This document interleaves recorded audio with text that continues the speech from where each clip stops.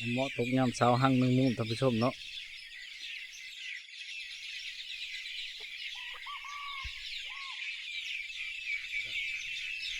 พี่น้องมะปุงกิ้วเนาะนี่คือดอกแข่เนาะ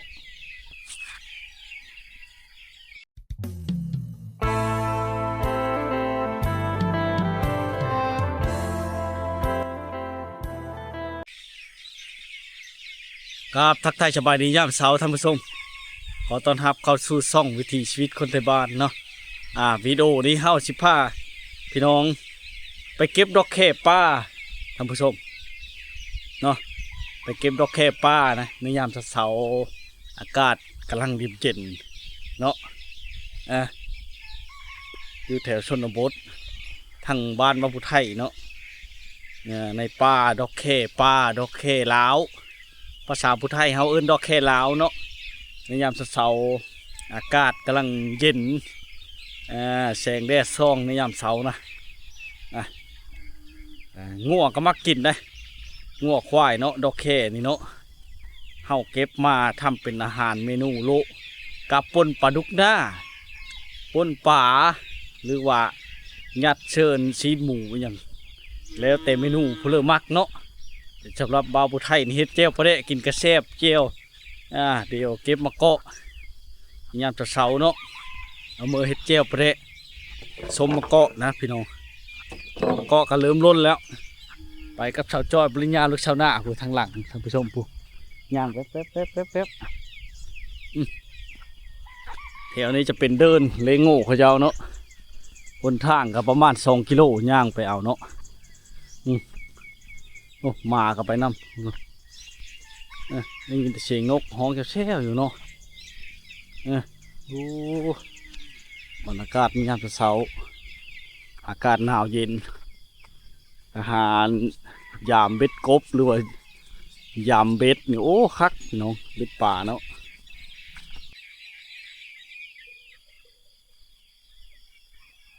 บรรยากาศยามเช้าท่านผู้ชมงามหลาย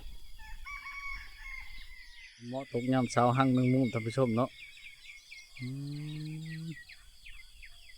น้ำหมอกค้างแล้วดอกหญ้าพันธุ์เนาะผ้านี่แหละหมอกเก็บดอกแค่ยามเช้าท่านผู้ชม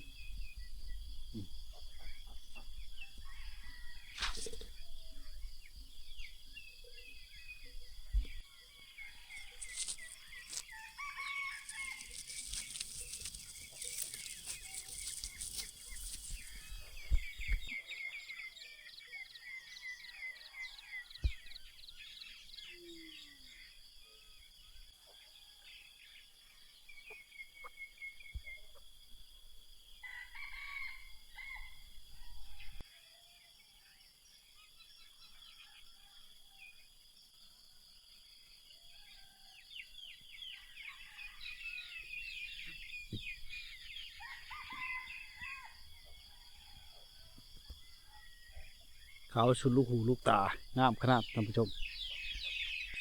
เหมาะตกยามเช้าหั่งหนึ่งมุมท่านผู้ชมเนาะน้ำหมอกค้างแล้ว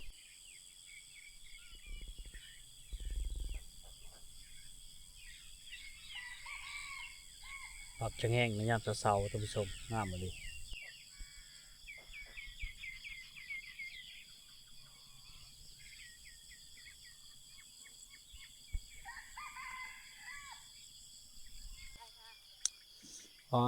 แต่ละปีพี่น้องเพื่อสิฮอดเนาะ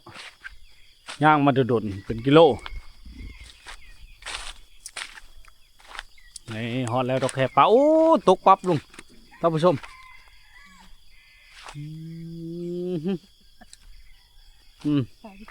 ก่อนสิลงเกี่ยวข้าวเกี่ยวน้ำมาเก็บท่านผู้ชมเนาะเสียงแดด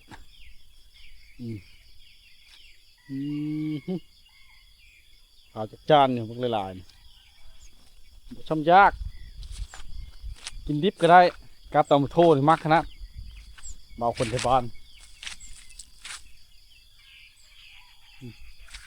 โอ้ผ่านั่นก็ง่วงบ่กินเนาะคือก็ง่วงสิกินท่านผู้ชมผู้ข้าวสลานเนี่ยมีแต่ดอกแค่ทั้งหมด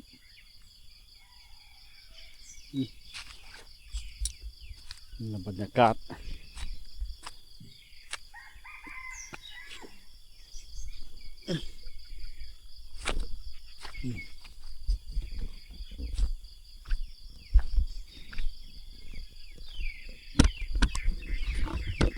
ปล่อยงูออกมาหนึ่งฟาดมดครับพี่ชมเลยเก็บก่อนนอน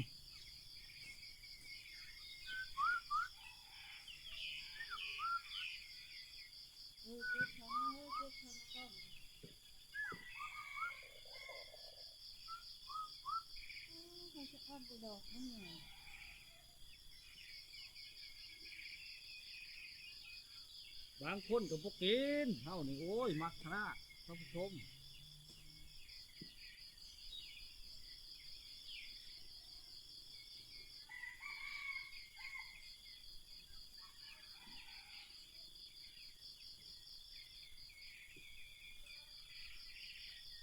ดอกแค่ลาวนะดอกแค่ลาวเท่าที่เปล่ามาเก็บไว้เดี๋ยวงูใหญ่มันสิมากิน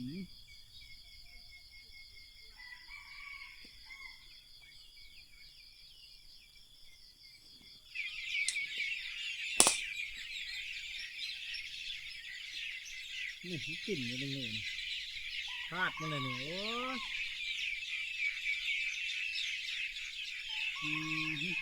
เราทึกที่ดินเงาบ่มันโดนที่ดิน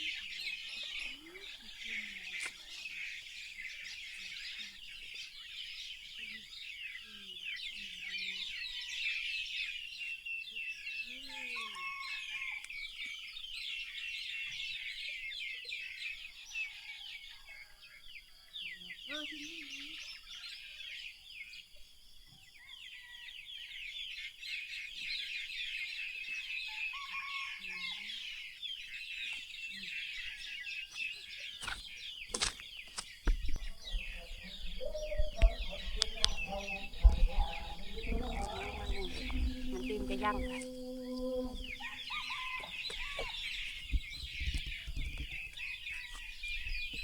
คือมันจะไปดีโอ้ยพอดีเก็บหรอกไป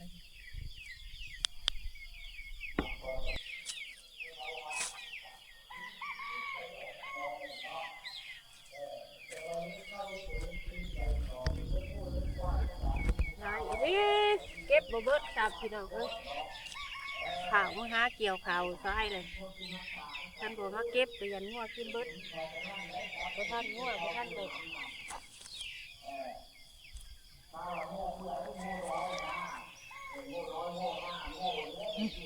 เต็มกระยังเฮียเลย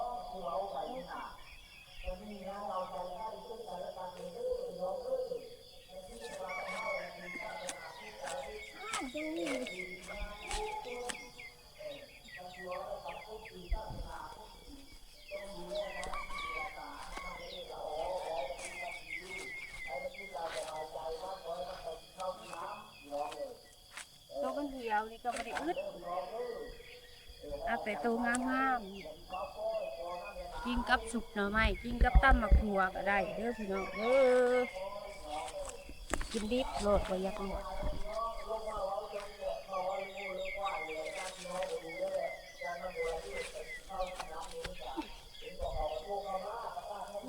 ไรลิยักษ์เช้าก็ชั่วนี่แต่ดอกงาม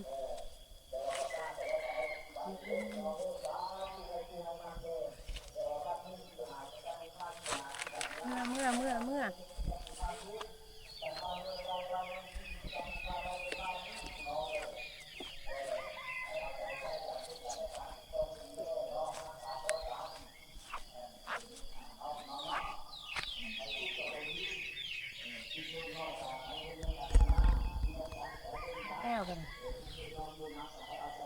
เต็มกระยัง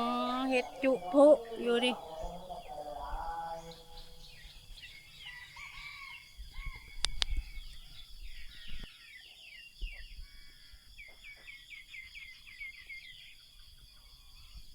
ยามเช้าๆท่านผู้ชมควายเขาบ่ทันได้ออกแต่แรงเนาะแฉงตะเว้นช่องยามเช้า